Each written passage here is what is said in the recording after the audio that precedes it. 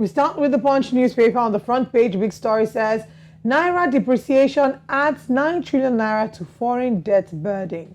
As local currency weakens by 53%, external debt rises by 288%. This is scary. Nigeria needs strong, productive economy, says economists. At the top of the paper, Tinubu takes campaign to UK. Atiku train storms Lagos. Atiku appeals to Lagos voters. Tinubu accuses opponents of playing dirty politics. We're going to be looking into this story as it's one of our top stories. You know, the address in Chatham House as well as the back and forth and delegations of answers. We'll be looking into deals shortly, and we'd like to hear what your thoughts are. So you can as well go ahead and tweet at News Central TV to share your thoughts, and we'd love to take them on TV. Federal government not ready to fund varsities, and that is by ASU. The details of that story is on page 28, and the cycle goes on and on and on. On page 22, Nigeria projects 1.8 million barrels production by May 2023. How achievable is this? I guess we'll find out. Nigerians with NIN rise to 92 million on page 22. Oil theft. Navy denies blaming NNPCL on page 8. And final story, Abuja Kaduna train records low passenger turnout. Do you even blame them?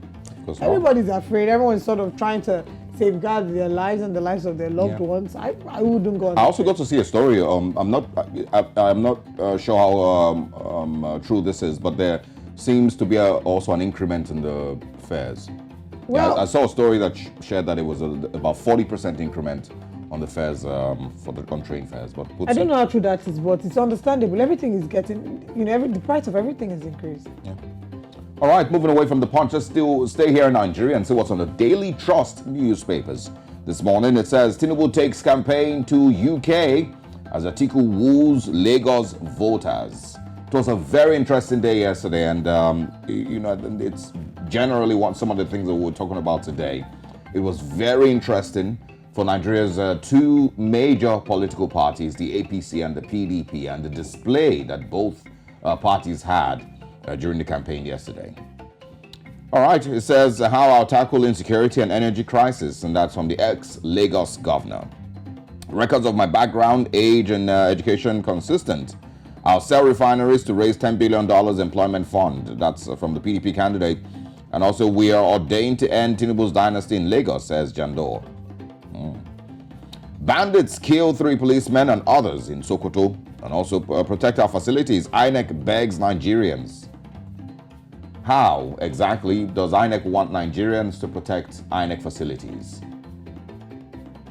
4 nabbed as APC and PDP clash over billboards in Kwara.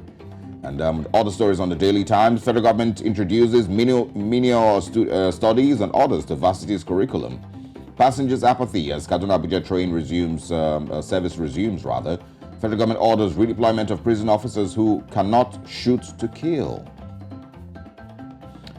And of course, the Daily Trust keeps a steady reminder of those who are still in captivity. 11 schoolgirls of FGC Benin Uari have been in captivity now for 539 days, and one student of Bethel Baptist High School, Kujama, has been in captivity for 511 days. It's a steady reminder. It's a daily reminder by the Daily Trust newspapers that the Nigerian government and generally both the state, the local government, and the federal still have persons that are in captivity while campaigns are ongoing by current 3 major political candidates to take over office in 2023. And while there still is a sitting government in Nigeria, there are still Nigerians being held captive by bandits or terrorists or whoever they are. And they should not be ignored. And I think that's generally why the Daily Trust continues to send these reminders every day. All right, we hope that the day would come when we wouldn't need these reminders as these children will be returned back to us.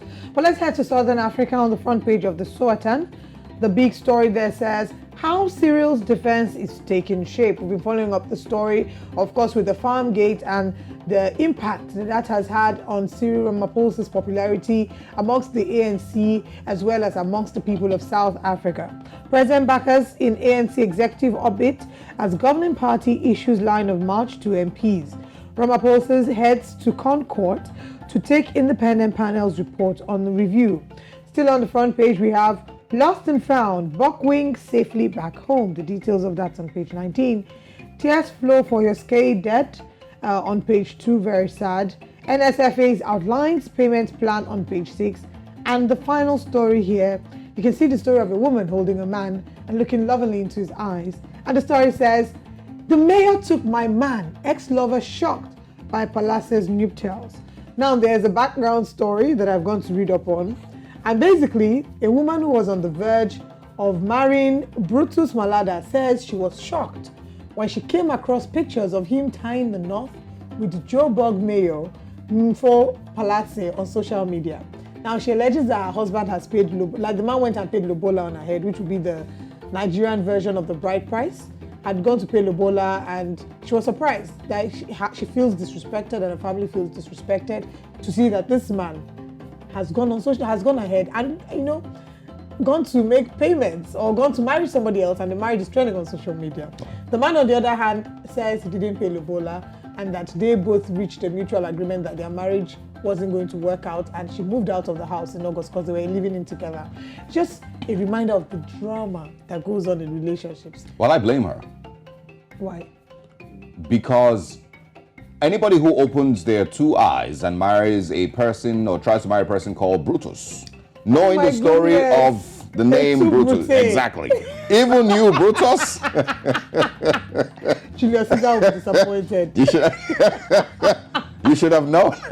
You should have known the kind of character to expect from a person called Brutus. So that's really. I'm hoping that all parties can resolve the dispute amicably and that the heartbroken woman can find love again and find a way to heal. But that's.